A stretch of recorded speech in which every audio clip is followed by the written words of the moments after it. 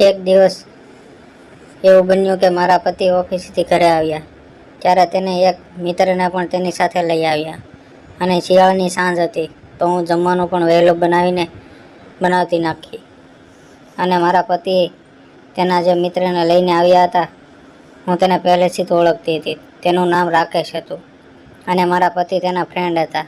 રાકેશ હોલમાં સોફા પર બેસી ગયા. પછી અમે બંને માટે ચા બનાવી. બંનેએ ચા આપવા ગઈ પછી તે બંને ચા પીતા પીતા વાતો કરવા લાગ્યા. પછી લગભગ 1 કલાક પછી મારા પતિએ કહ્યું, કાજલ, આજે રાકેશ આપણા ઘરે જ રોકાવાનો છે તો જમવાનું લઈને ડાઇનિંગ ટેબલ ઉપર આવી જા. એટલે મેં કીધું, ઠીક છે, હમણાં જમવાનું તૈયારી કરી આપું છું. અને મિત્રો, મારું નામ કાજલ છે, તમને તો ખબર નહીં હોય એટલે કહી દીધું.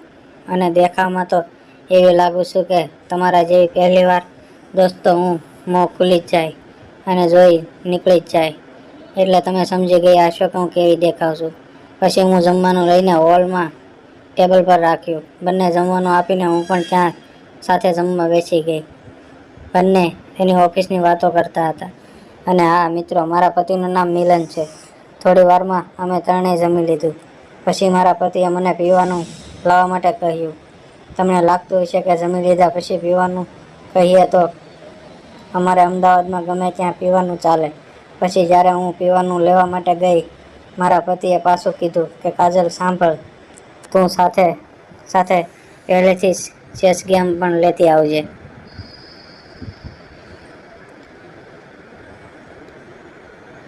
એને ચેસ રમવાનું ખૂબ પસંદ હતું એટલે બધું લઈને હું આવી. એટલે તેણે પાછું મને કહ્યું કે જા હવે એક ચાદર પણ લેતી આવ, પાથરી આપ. એટલે ચાદર લઈને આવી અને ત્યાં હોલમાં નીચે પાથરી દીધી અને તે બંને ત્યાં બેસીને પીવા લાગ્યા અને સાથે સાથે ચેસની ગેમ રમવા લાગ્યા. જેમ જેમ ગેમ આગળ વધતી ગઈ તેમ તેમ બંનેનું પીવાનું વધતું જતું હતું. બંનેને લાગવા લાગ્યું હતું. પછી તે બંને તો ગેમ વસ્તુ દાવ પર લગાવવા લાગ્યા. એટલે રાકેશે મારી તરફ ઇશારો કરીને કહ્યું. મારા પતિને કીધું કે હું પણ ત્યાં જ હતી અને તેની ગેમની રમત જોઈ રહી હતી. પછી તેણે મારી સામે ઇશારો કર્યો એટલે થોડી વાર તો હું ચૂપચાપ ઊભી રહી. પછી મારા પતિએ મને સાઈડમાં બોલાવ્યા અને તેને સમજાવ્યું કે જો હું તમારા મિત્રને રાકેશને કબડ્ડી રમવા નહીં દઉં. તમારા પતિએ કહ્યું, એવું કંઈ નહીં થઈ શકે કેમ કે હું રાકેશને જીતવા જ નહીં દઉં. એટલે તું કંઈ ટેન્શન ના લેતી. પછી રાકેશે મારા પતિ મિલનનો ચેસ રમવાનો પહેલો રાઉન્ડ ચાલુ થયો અને મારા પતિ ચેસને ગોઠવવા લાગ્યા અને જોતજોતામાં મારી રમત ચાલુ થઈ ગઈ. ત્યાં ખૂબ ગભરાઈ ગઈ હતી કેમ કે ત્યારે મારી ઇજ્જત દાવ પર લાગેલી હતી. થોડી વાર પછી એમ જ ગેમ ચાલુ રહી અને હું મારા પતિની બાજુમાં બેસીને જોવા લાગી અને થોડી વાર પહેલાં રાઉન્ડમાં મારા પતિ જીતી ગયા. ત્યારે મને જરાક શાંતિ થઈ કે ચાલો બચી ગઈ. અને ત્યારે મારા પતિએ કહ્યું કે જો હું કહેતો હતો ને કે હું રાકેશને જીતવા નહીં દઉં અને એવું થવા નહીં દઉં અને મારી ઉપર વિશ્વાસ નહોતો, પણ કાજલ, હું આ રમતનો બહુ જૂનો ખેલાડી છું, હજી પણ આજ સુધી હાર્યો નથી. અને ત્યારે રાકેશ બોલ્યો, એવું છે મિલન? એવું જ હોય તો ચાલ બીજી વાર રમી લઈએ અને આ વખતે હારી જઈશ તો તને મારી કાર આપી દઈશ. અને જો મિલન તું હારીશ તો તને તો ખબર જ છે મારે શું જોઈએ છે. તેની વાત સાંભળીને મને ખૂબ ડર લાગવા લાગ્યો કેમ કે હું પણ સમજી ગઈ હતી કે તેની હારેલી ગેમને જીતવા માટે પણ મારા માટે રમે છે. અને મને તેની આંખમાં સાફ સફાઈ દેખાઈ રહ્યું હતું કે જો આ જીતી જશે તો આજે મને હલાવી નાખશે.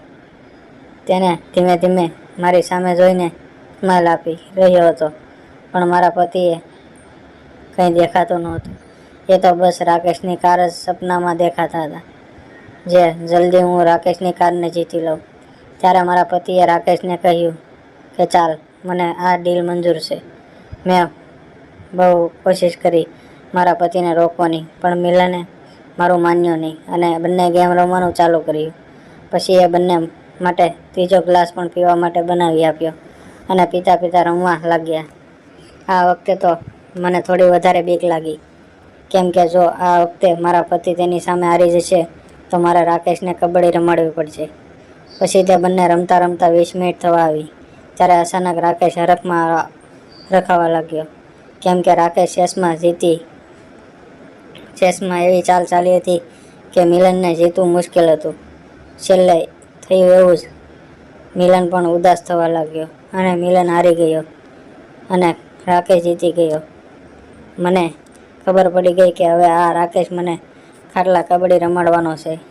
પછી રાકેશ મારી સામે જોઈને સ્માઇલ આપી મને કહેવા લાગ્યો, ભાભીજી, હવે તમે તમારું કામ ચાલુ કરો.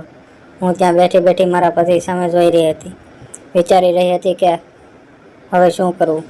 તો મિલને મારી સામે જોઈને હા પાડવાનો ઈશારો કર્યો. પછી હું ત્યાં જ ઊભી થઈ ગઈ અને રાકેશ ને મારા પતિ બંને મારી સામે જ બેઠા હતા. પછી ધીમે ધીમે હું બધું ખોલવા લાગી અને ત્યારે મને અચાનક યાદ આવ્યું કે મારા વોલીબોલ તો અંદરથી સાવ એમનેમ છે. હું તેને કવર પહેરાવવાનું તો ભૂલી ગઈ છું. એટલે હું મારા રૂમ તરફ જવા લાગી અને ત્યારે રાકેશ મને રોકી લીધી અને કહ્યું, ભાભી, તમે અંદર ક્યાં જાઓ છો? પહેલાં કામ તો પૂરું કરો. પછી મેં રાકેશને કીધું કે હમણાં 2 મિનિટમાં આવું છું. મારા વોલીબોલનું કવર રૂમમાં પડ્યું છે, તે લેતી આવું. એટલે મેં તેને કીધું તો ઠીક છે, પણ પાછા જલ્દી આવજો. એટલે પછી રૂમમાં જઈને મારા વોલીબોલનું કવર પહેરાવીને પાછી આવી. તે લોકો પાછા આવી ગયા હતા અને મને ખૂબ જ શરમ આવી રહી હતી કે મારે આજે મારા પતિના કારણે આ રાકેશને કબડ્ડી રમાડવી પડશે. અને હું તે લોકો પાસે આવી એટલે મારા પતિએ મને આંખોના ઈશારાથી પૂછ્યું કે વોલીબોલને બદામની કવર પહેરાવ્યું છે? એટલે મેં પણ તેને ઈશારાથી હા પાડી દીધી. ત્યારે રાકેશ મારા પતિને પૂછ્યું, અરે મિલન, શું વાતો કરી રહ્યા છો તમે એકબીજાની સાથે? ઈશારો કરીને ત્યારે મેં રાકેશને કીધું કે કંઈ નહીં, એ તો બસ એમ જ. એટલે મેં તેને કહ્યું, ઠીક છે ભાભી, હવે તમે તૈયારી કરો. અને ધીરે ધીરે કરીને હું તેની સામે ખાલી વોલીબોલ અને બદામના કવરમાં જ ઊભી હતી. હું એટલી બધી શરમ આવી રહી હતી કે રાકેશ તમને જોઈ રહ્યો હતો. હું પણ કંઈ કરી શકતી નહોતી. મેં મારી આંખો નીચે ઝુકાવી અને ત્યારે મારા પતિ બોલ્યો, કાજલ, એક ગ્લાસ પીવાનું તો બનાવ. એટલે મેં બંનેને એક ગ્લાસ પાછો આપ્યો અને આ વખતે બંનેનો ચોથો ગ્લાસ હતો અને તે પણ બંને પી ગયા. પછી રાકેશ બોલ્યો, યાર મિલન, મને આ સારું નથી લાગતું. ભાભીજી મારી સામે આ હાલતમાં ઊભા રહે. હું એવું ઈચ્છું છું કે ભાભીજી પાછા હતા તેમ જ તૈયાર થઈને બેસી જાય. પણ હા, એના માટે એક સેન્સની રમત રમવી પડશે. મિલન, તારે મારી સાથે પણ જો તું હારી જઈશ તો હું હવે તો ભાભીને વોલીબોલનું કવર પણ નહીં, બદામનું પણ કવર નહીં, બધું જ કાઢવું પડશે.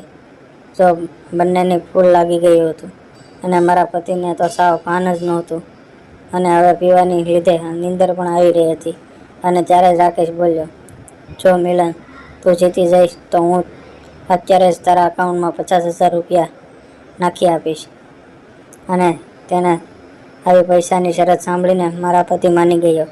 પણ મને મિલન પર ખૂબ જ ગુસ્સો આવ્યો હતો, કેમ કે હવે રમવાની હાલતમાં પણ નહોતો અને ગેમ રમવાનું ચાલુ કર્યું. અને થોડી વારમાં ગેમ રમ્યા પછી મેં જોયું કે પાછળ મારા રાકેશજી હરખાતા હતા.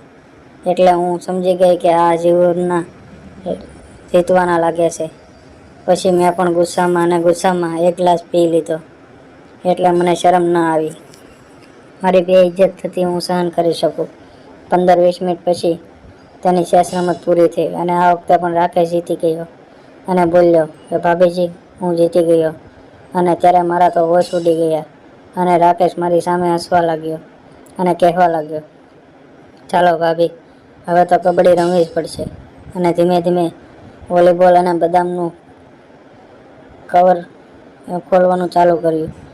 અને ત્યારે હું એક અજાણ્યા વ્યક્તિ સામે એમને ઊભી હતી અને એ પણ મારા પતિના કારણે. રાકેશ મારી બદામ તરફ ઈશારો કર્યો અને પૂછ્યું કે ભાભી, આને શું કહેવાય? એટલે હું સાવ શરમાઈ ગઈ. અને મિત્રો, મારા મેરેજના હજી 4 મહિના જ થયા હતા એટલે મારા હાથોમાં પણ મહેંદીના વાળ હતા અને તે દિવસે મેકઅપ કરીને તૈયાર પણ થયેલી હતી અને મિલનને તો ત્યાંને ત્યાં જ સૂઈ ગયો. એટલે રાકેશે મને કહેવા લાગ્યો, ભલે આરામથી અહીંયા સૂતો, આપણે તો રૂમમાં જતા રહીએ અને ત્યાં આરામથી કબડ્ડી રમી લઈશું. એટલે મને તો બીક લાગવા લાગી અને રાકેશજીના હાવભાવ જોઈને હું જાણી ગઈ હતી કે હવે મને ખાટલા કબડ્ડી રમાડી લેશે. અને મિલન તો ગાઢ નીંદરમાં હતો. પછી રાકેશ મારી પાસે આવ્યો અને બોલ્યો, તો ભાભી ચાલો જઈશું આપણે હવે રૂમમાં. પછી તેણે મારો હાથ પકડીને રૂમમાં લઈ જવા લાગ્યો. જેવા અમે મારા રૂમમાં પહોંચ્યા અને જોયું કે તેનું ગાજર તો અંદરથી તંબુ બની ગયું હતું અને અંદર સમાતું પણ નહોતું. ત્યારે જ રાકેશજીએ દરવાજો બંધ કરી દીધો. અત્યારે લગભગ ઘડિયાળમાં રાતના 12 વાગવા આવ્યા હતા અને હવે તે કબડ્ડી રમવાનું ચાલુ કરવાનો હતો. મને ખબર નહીં અચાનક તેને શું થયું કે બોલ્યો, ભાભી તમે આરામથી સૂઈ જાઓ, મારે આજે નથી રમવું, હું મારા ઘરે જાઉં છું. એમ કહીને તે રૂમની બહાર જવા લાગ્યો. અને ત્યારે તો પછી પણ મેં પણ કીધું હતું એટલે લાગી ગયું હતું, તો મેં તેને રોકી લીધો અને પૂછ્યું કે શું થયું, તમારે કેમ નથી રમવું? તો રાકેશ બોલ્યો કે ભાભી હું તમારી સાથે કબડ્ડી ના રમી શકું, આ બધું ખોટું કહેવાય. એટલે મેં તેને કીધું, ખોટું તો મારી સાથે ત્યારે થયું હતું જ્યારે મારા પતિ મને રમી રહ્યો હતો અને મને હારી ગઈ રહ્યો હતો અને ત્યારે તમે ત્યાં હતા અને મારી પાસે તો મને હાર્યો હતો મારા પતિ. મને પણ રાકેશજી હવે હું પોતે ઈચ્છું છું કે તમે મને ખાટલા કબડ્ડી રમાડો. તમે માનશો નહીં પણ મારા પતિ મિલને મને 6 મહિનાથી સરખી રીતે કબડ્ડી રમાડી જ નથી. તો રાકેશ હવે આ ખોટું હોય કે સાચું, તમે મને સરખાઈને કબડ્ડી રમાડો. આપણે આ વાત આપણા બે સિવાય કોઈને કહીશું નહીં. અને મેં તેના ગાજરને પકડી લીધું. મેં તેને કીધું કે હાલો જેમ તમને મજા આવે એમ, બસ આજે મને એમને મૂકીને ના જાઓ, મને ફાવે એમ તમે ધરાવને ત્યાં સુધી મને હબાવી નાખજો. પછી શું મિત્રો, આખી રાત સવાર સુધી અલગ અલગ કબડ્ડીના દાવ કર્યા અને આ મને લઈ નાખી. મારા પતિ તો બહાર જ સૂતા હતા. સવારે ઉઠીને મારાથી તો સરખું સલાયું પણ નહોતું.